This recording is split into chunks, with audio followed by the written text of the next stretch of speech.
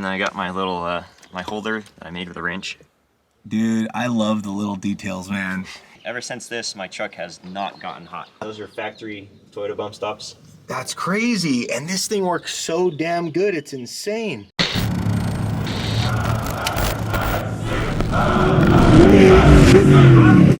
And then it just kind of snowballed from there. And I was like, oh, if I'm gonna do all that, might as well bigger steering box, move it forward, straight tie rods, double swing, steer, ram assist. Turned out to be a perfect, Dude, that's insane. Fit. This motor doesn't even have a rev limiter. It just spins until the valves start to float, and it basically just stays there all the time. That's insane, dude.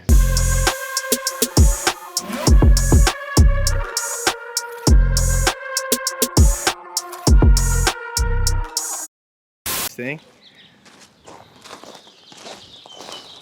So the dog catcher. So what made you want to put the cover on this thing? It's kind of a short and funny story. So back when I was first putting the arms on the front end, my friend posted a picture on Instagram of a car he bought, and that camper shell was like way in the back corner in the dirt, laying upside down. And like just jokingly, I was like, "What's that camper shell fit?" And he's like, "Oh, a '92 Toyota." I was like, "Oh, cool. Like, you want to sell it?" Wait a second. He's like, "Do you want to sell it?" I thought it'd be kind of funny to put it on there. And he's like, "I was literally gonna take it to the junkyard. I will bring it to you right now." So that's how I got that. And that's how it is, dude. And what's funny is Craig is infamously known as the dog catcher. That's how everybody knows Craig. Yeah. You know? Yeah. It's insane. So anyways, yeah, dude, I'm happy that you acquired it. I think you were destined to be the desert dog catcher. and here we are, man. So take us through this thing. And this actually ended up being functional in a sense, right? Yeah, so it ended up working out for the best because this was my daily driver for many years. And so this, I liked it because I was able to keep everything locked up, kept all my stuff out of the sun and weather. And it looks cool. And it looks cool. Let's check this out. We got the race lights in the back. Of course. So people don't run into me because I'm going slow. Get out of here. You're flying, dude. That's cool. Got this. Set this up when it's real hot out. We got a shady spot to sit. And there it is, dude. That's it. That's what it's all about. So you're running the single spare back here. You got your jack. I got my jack. Yeah. 32-gallon fuel safe fuel cell. Okay. Just 2.5 16-inch double bypass.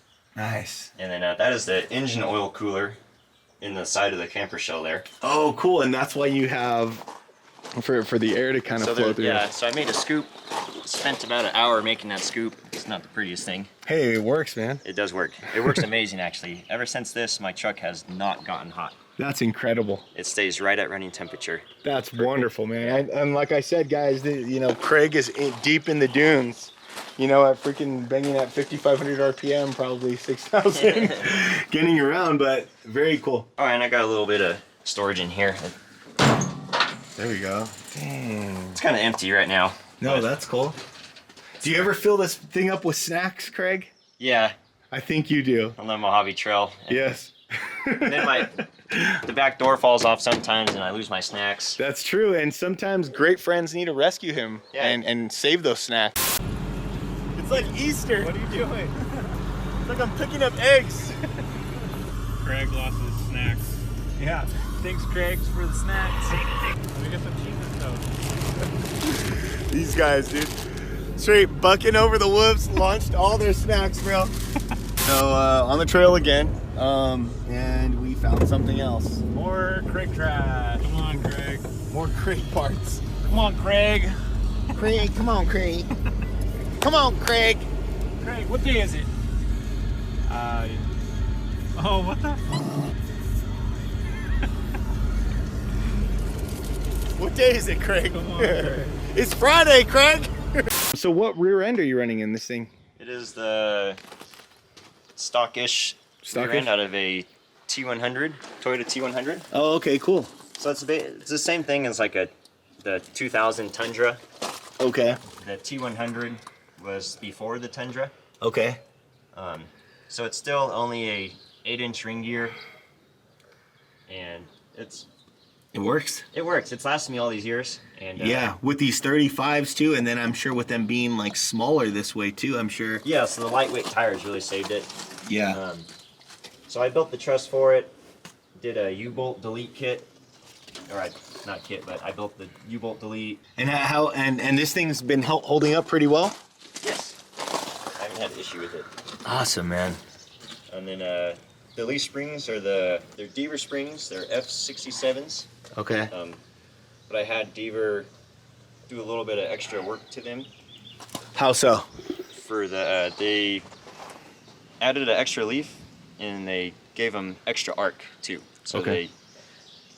they make the springs more of a U shape to raise this thing up more. Because one of the issues you run into with leaf springs is the amount of up travel you have. Right, right. So you're kind of limited. Yeah, so I mean, I'm looking at this and I never realized that you didn't even notch your frame back here, huh? Nope. So this is those are factory Toyota bump stops. That's crazy. And this thing works so damn good. It's insane.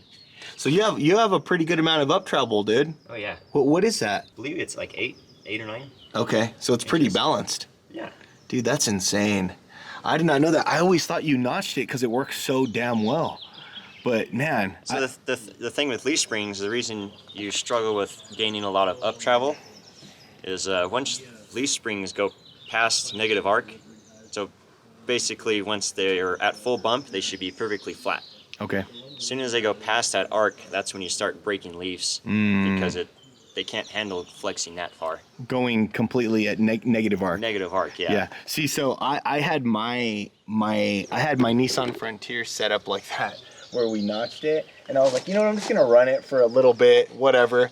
And thank God I didn't break any leaf springs or anything, but dude, it would run at negative arc too because we notched it so high to where when I linked my truck, I didn't need to like change anything in the rear. You can make it work. Like but yeah, I mean, this is the way to really do it so it lasts forever. It's much harder on the leaf spring, so. Hell yeah, yeah it is. It's best to set it up properly to get your leaves to last. Right, for sure. Craig's doing it right, folks. Don't listen to me.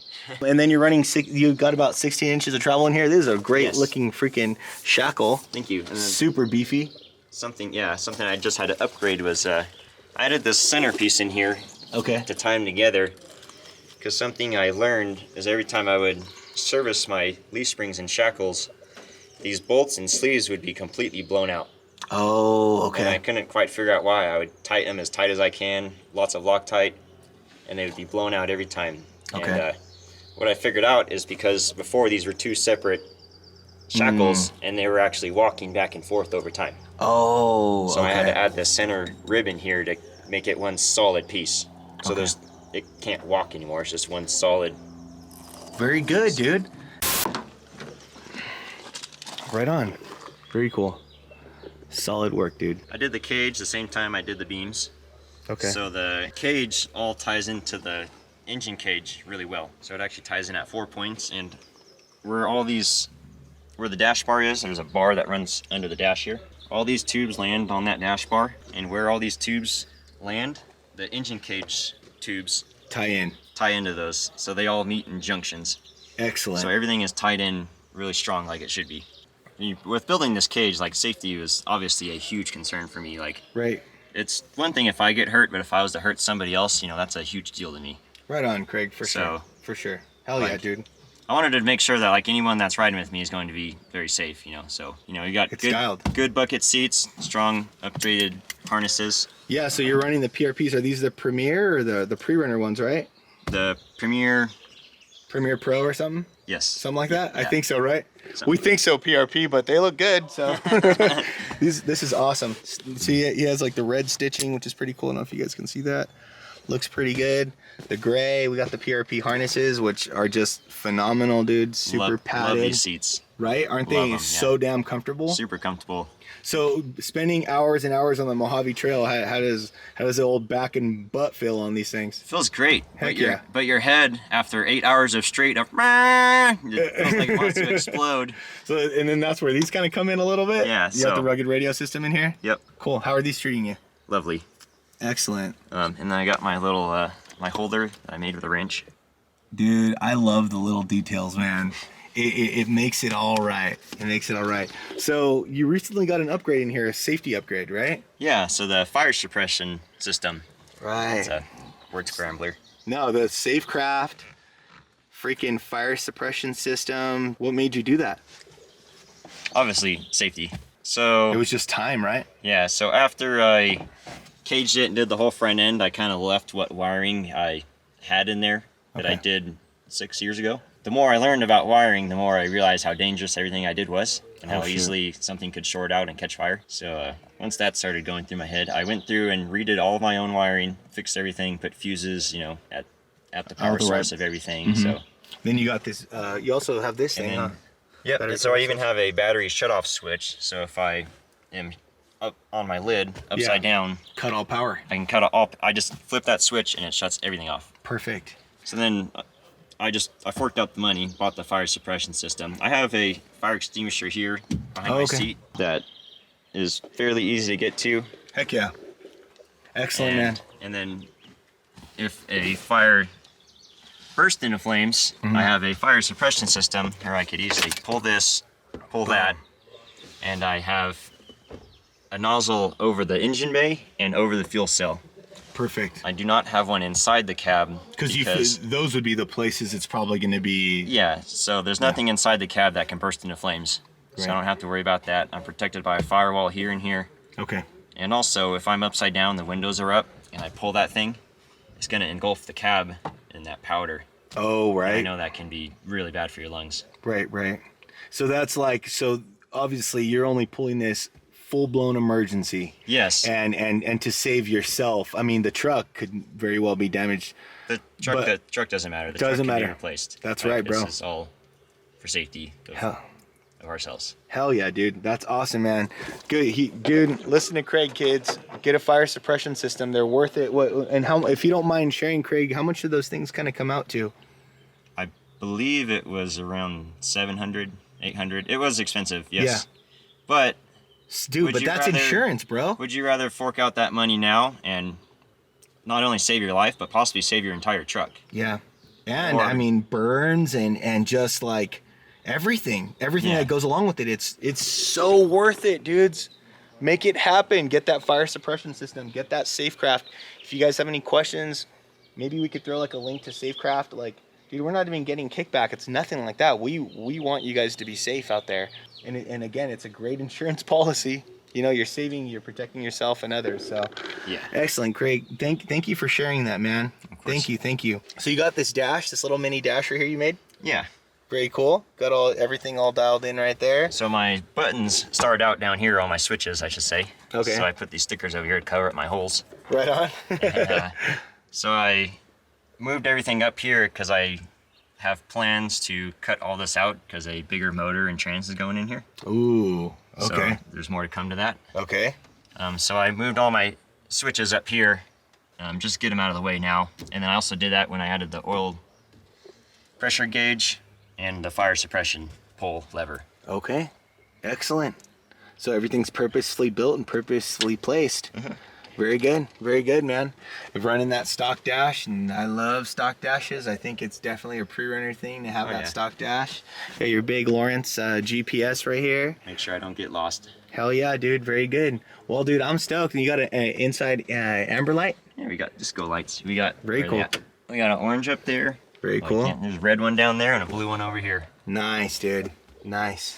This nice paneling too. We can get to cover that. Look at the paneling. Craig did. Looking great. If you don't mind, Craig, do you want to share what you want to do with this thing in the future? So Or what's the next plans with this guy? I have a pile of parts sitting at my house. I won't give too many details, but it's a bigger motor, Okay. bigger trans, Okay. links, bigger rear end, bigger shocks, and many other small parts. The whole works. Yes. The whole works. You guys, we're definitely going to follow Craig on his journey. If he's willing to share the ride, we'll hopefully come check in with him if he begins that project. Is this thing for sale? Maybe. Yes, I mean, if someone wants to throw some money at me, yeah. Okay. Shut up and take my money. But other than that, I'm still going to be driving it and still fixing it up. Right. Still always doing upgrades. Hell yeah. So guys, this thing might be for sale. Maybe. We don't want to see it go. We love the dog catcher, but if somebody takes it away, I'm sure whatever next project Craig would build would be phenomenal too. Thank you guys so much for checking out this episode. Again, if you guys have any questions for Craig, we'll throw his contact in there on Instagram. You guys can hit him up. If you guys like what we're doing, like, subscribe, and all that good stuff, share this video. And thank you guys for checking it out. See you guys later. Bye.